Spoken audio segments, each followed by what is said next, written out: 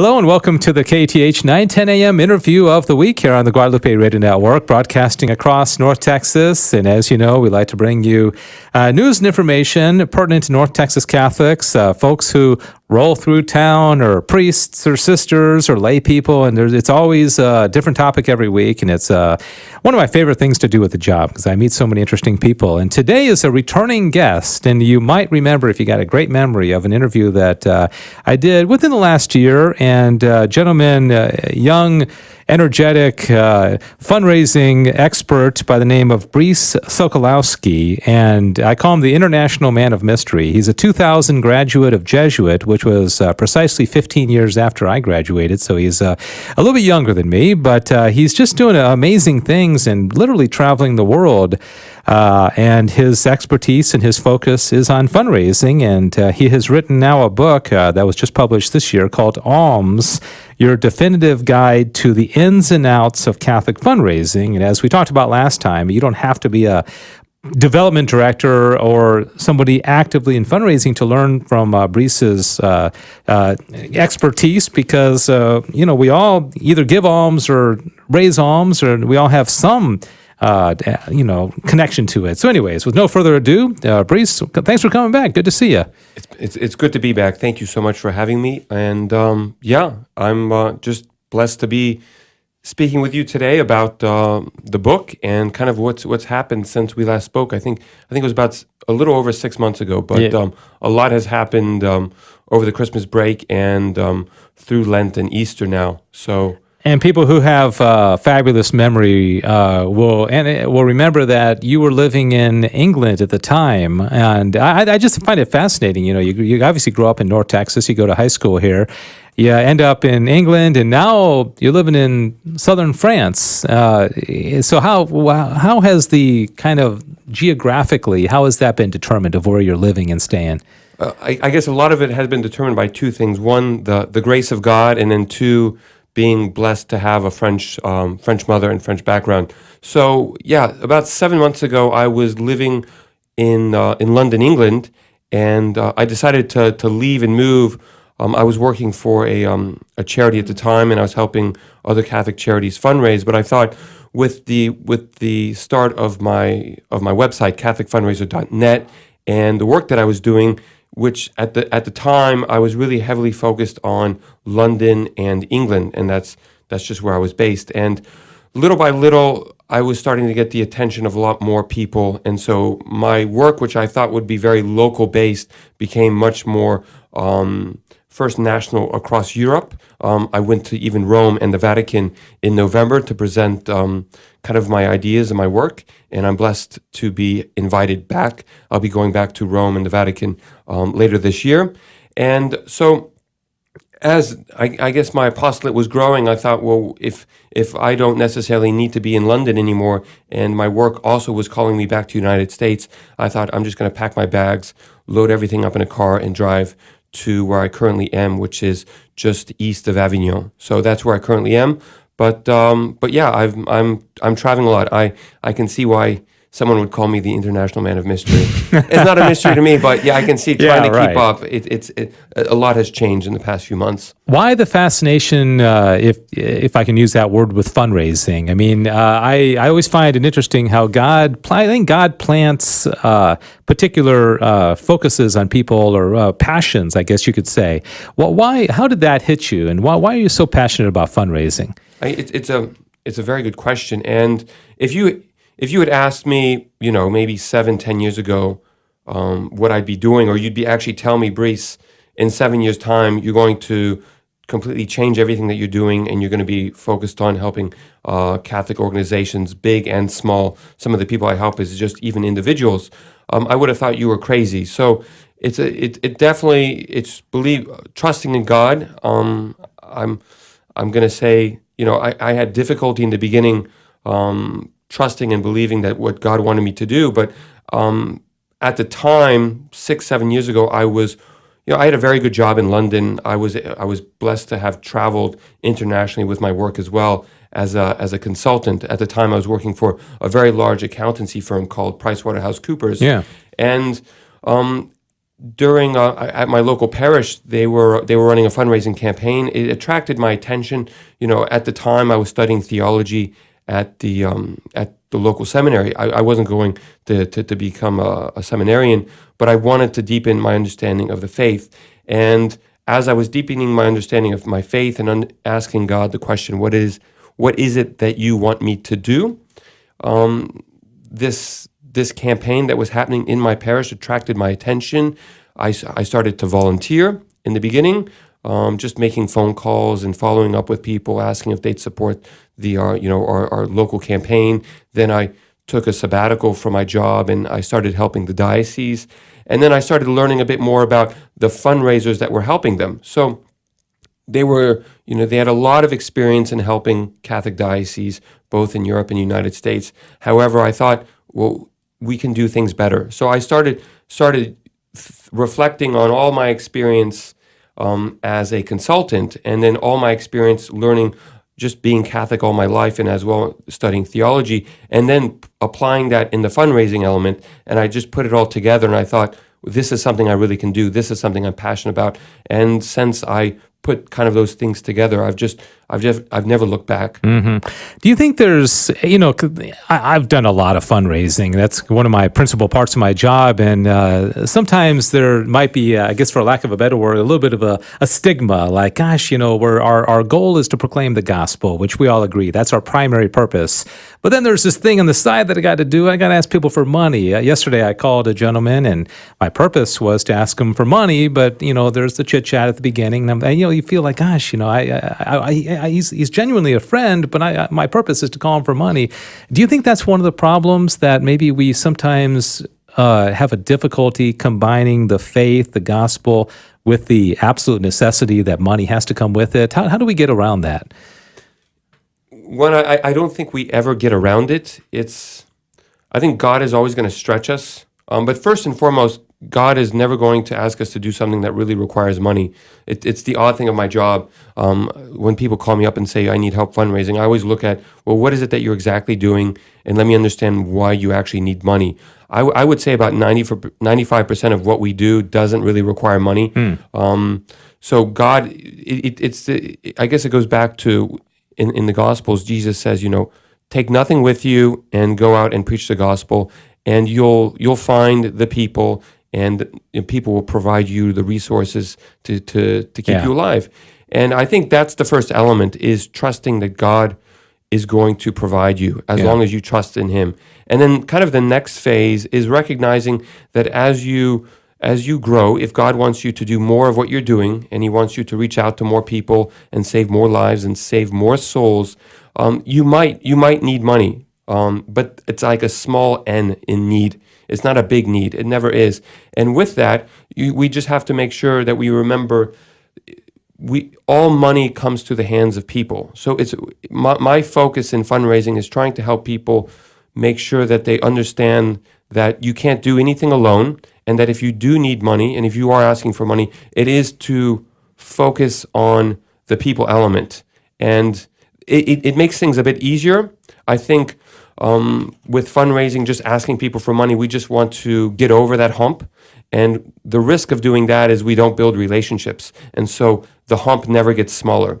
Well, my approach, and I really try and focus on the Catechism of the Catholic Church, to try and find some foundation that people are comfortable with, and walk them through my approach to fundraising that aligns to the Catechism, to make that hump of asking people a lot smaller. It's not going to go away completely, but it's going to be a lot smaller. My guest is Brice Sokolowski, and his website is called CatholicFundraiser.net. He also has written a book since we talked to him last, about 6 months ago. The book is called Alms, Your Definitive Guide to the Ins and Outs of Catholic Fundraising. I think you've already kind of gotten into a little bit of this as well. I'm looking at the table of contents here.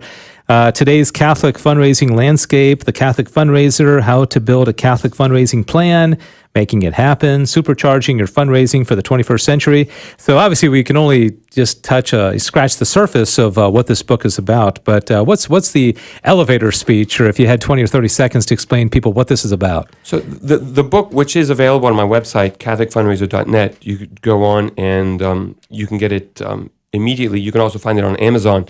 the preface of the book is to start with the person who wants to fundraise, the person that wants to do something, and just start with the mindset, the direction, and the focus, and build from that. So I go from that to figuring out, okay, how to set up a plan, how to do your fundraising in a structured way, so that way you don't focus on fundraising and not focus on your mission. I find a lot of charities are doing these big campaigns and doing these big events and doing these big auctions, and a lot of this stuff takes a lot of time, effort. All of a sudden, you're becoming like an events coordinator, events planner, and I don't think anybody gets into some type of apostolate thinking, well, I want to do an events planning and fundraising. So my approach is, let's focus on who you are, what you want to do, how we're going to get you there, and then how you're actually going to do it. So I talk a lot about like the 10 basic steps that Catholics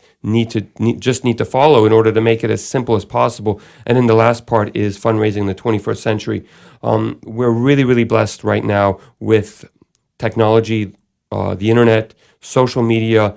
All these different platforms can help build awareness, build the attention of other people to know what you're doing, and how do you actually leverage that to get funds. So I teach about that as well. Yeah, there's chapter 9 is the generosity factor, and I'm not sure exactly what you say in this chapter, but one thing that I always thinking of is really people want to give. It's kind of almost part of our nature is that we want to give, and when people have money, I think they feel blessed to be able to give, but they're just looking for that right opportunity. So what is the generosity factor, and how do you apply that to this book? Hopefully I can remember what I wrote. I have a very, very bad memory, and I'm so thankful I wrote the book because I quickly forget. The generosity factor is this concept. God has already put in everybody's heart to give. We are designed as human beings to give. That is our nature.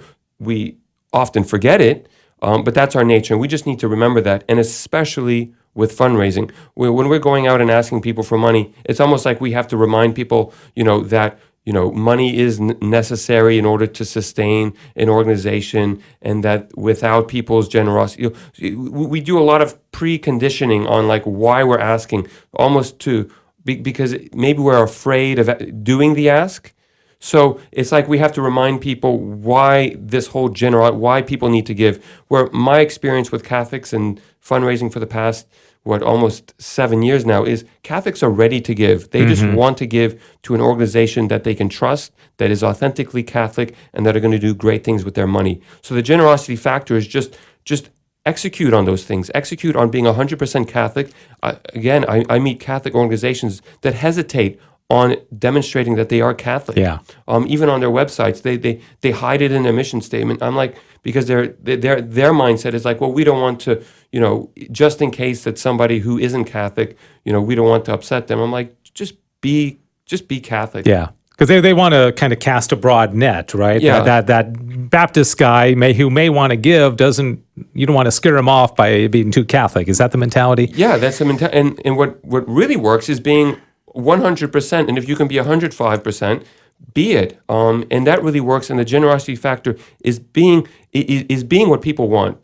Catholics want Catholic organizations to be Catholic. They don't want politically correct. They want to fund those types of organizations. They also want to fund Catholic organizations that demonstrate generosity themselves. So if somebody's giving you money, you have to think, well, how can I give back? And not just a thank you letter, but just thinking, what are the ways that we can give back to our donors? So if you're helping, if you're doing something, and your donors are helping you do that, well, you also have an obligation to do something for your donors. So the generosity factor is just thinking, how can I be generous with everyone around me? It takes a little bit of thinking, but it goes a long, long way. Brice Sokolowski is my guest, and his book is called Alms, Your Definitive Guide to the Ins and Outs of Catholic Fundraising. CatholicFundraiser.net is his website. He also has a blog, a video blog, which, in fact, he's videotaping this very interview. There was one little shot of me, and you can see... There could be two, Dave. There could be two. You asked for it. Have I earned another one? All right, here's number 2. Okay, very good. I hope that, you'll come here back 6 months from now when you come back to the States. What's the what's the plan going forward? What do you think the next 6 months or a year is going to bring in the life of this international fundraising man of mystery? I mean, I have an idea. I want to keep it a little bit secret, but I think big things are going to come. I don't think anybody. Yeah, no, it's just between you and me. I think God has. I've been really blessed in the past 6 months. Next month, I'm going into Vienna, just outside of Vienna, for a conference with Caritas International, which is the Vatican's arm of just charitable outreach across the world. Yeah, and they bring in about $1 billion a year. So they're looking to look at how do they fundraise in the 21st century. So I'm very excited about to do that with them. I'm going back to Rome later this year as well, co-hosting a pilgrimage / fundraising kind of boot camp in Rome, and also I'm going to be going back to the Vatican. Is that going to involve like push-ups and sit-ups and squats and running 5Ks or? Possibly. I didn't think of it that far. But you can incorporate it. Hey, it's boot camp, right? We're gonna be doing some jogging around the Vatican. Okay. But yeah, that's going on. I've got one of the great things with my job as well is I get to travel around and meet people. So I'm very, very mobile. Yeah. Just yesterday, I was actually in Los Angeles meeting some incredible Catholics, and Catholics that I would have never probably met if I hadn't been doing this type of, answering what I think is God's call for me for what I should do with my life. So I'm really, really blessed to be meeting incredible Catholics all around the world, but especially in LA. And as we got to wrap this up, I just want to remind everybody, this is the interview of the week, and I'm speaking to Bree Sokolowski. His book is called Alms, Your Definitive Guide to the Ins and Outs of Catholic Fundraising. I really could talk to you all day. It's fascinating. And CatholicFundraiser.net. I was talking to somebody just the other day, and I said, one of the keys, I think, to fundraising or being successful in it is you got to genuinely love people. I mean, if you're a ultra introvert and you'd rather be alone, you're probably not going to do too well. Would you agree with that? You're definitely going to have to get out of your shell. Yeah. By nature, I'm an introvert. I prefer being locked in a room all by myself reading a book. But reading your book, right? The best book in the world. Okay. But you have to get. Usually, what I find, and when I'm reading the stories of the saints, the lives of the saints, is they're always being asked by God to kind of go out of their shells. So that's kind of I guess one of the litmus tests of knowing we're doing what God wants us to do is where we're going beyond what we actually think we can do, and that's where grace, that's where faith, and that's where hope comes in. Yeah. Well, I appreciate you coming by, and it's always interesting to hear about your life. I mean, it's an interesting life, and we'll see 6 months from now where you're living. You may be in Africa or who knows, New Zealand or something. And I know you got your mom is in France there, so you're probably going to perhaps see you there a while. Bree Sokolowski, book is called Alms, Your Definitive Guide to the Ins and Outs of Catholic Fundraising. It says here 100% Catholic, written by a Catholic for Catholics, and so you obviously are aware of the niche that you're going for. And come back maybe around Christmas time. We can talk again if you're back in town. I'd love to catch up with you and see where this international man of mystery has gone. And again, good luck and congratulations on all your success. Thank you very much. Thank you. Go to the website CatholicFundraiser.net and check out all the resources there and pick up the book as well. I think you'll enjoy it. Thanks for visiting. God bless you. Thank you. And thanks to Sophie Keshi for producing the program. There she is on the video. And also Brittany Wiegand is standing by helping out as well. Thanks for listening. If you have an idea for this show, please email me and let me know what your thoughts are. I'd love to talk to you or somebody you know.